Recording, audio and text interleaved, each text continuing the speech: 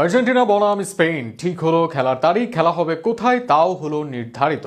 এক পক্ষে Lionel Messi, আরেক পক্ষে তার হাতে ছোটবেলায় গোসল করার সেই ছোট্ট লামিন ইয়ামাল। এক পাশে পেদ্রি, গাভি, ওলমোর মতো তারকারা, অন্যদিকে এনজো, ম্যাকালিস্টার, ডিপলদের মতো মিডফিল্ডাররা।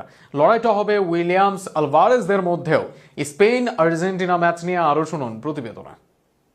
অবশেষে শেষ হলো দীর্ঘ অপেক্ষা, চূড়ান্ত হয়েছে ফিনালিজমা।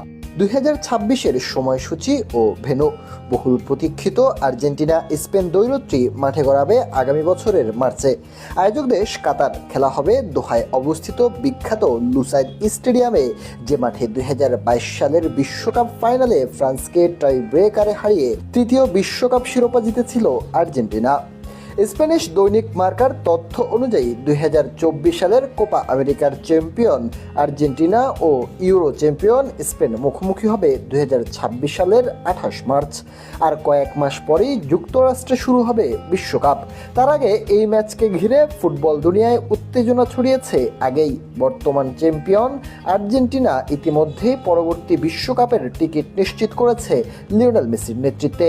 অন্যদিকে ইউরোজয়ী স্পেনও জর্জিয়ার বিপক্ষে জয়ের পর বেশ আত্মবিশ্বাসী।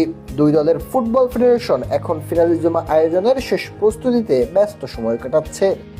গত কয়েক মাস ধরে ম্যাচের ভেন্যু নিয়ে নানা আলোচনা চলছিল। ওয়েম্বলি, রিয়াদ কিংবা মন্টেভিডিওর নাম শোনা গিয়েছিল বেশ জোরে সোরে। তবে শেষ পর্যন্ত আয়োজকদের চূড়ান্ত পছন্দ হয়েছে কাতারের লুসাইল স্টেডিয়াম, জানিয়েছেন স্পেনের সংবাদ মাধ্যমগুলো।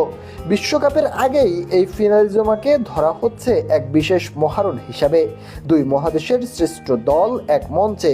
এক পাশে থাকবেন লিওনেল মেসি, অন্য পাশে উঠতি প্রতিভা লামিন ইয়ামাল, যাকে অনেকেই মেসির উত্তরসূরি বলে মানছেন। দুই প্রজন্মের এই মুখোমুখি লড়াইয়ের অপেক্ষায় ইতিমধ্যেই উন্মুখ পুরো ফুটবল দুনিয়া।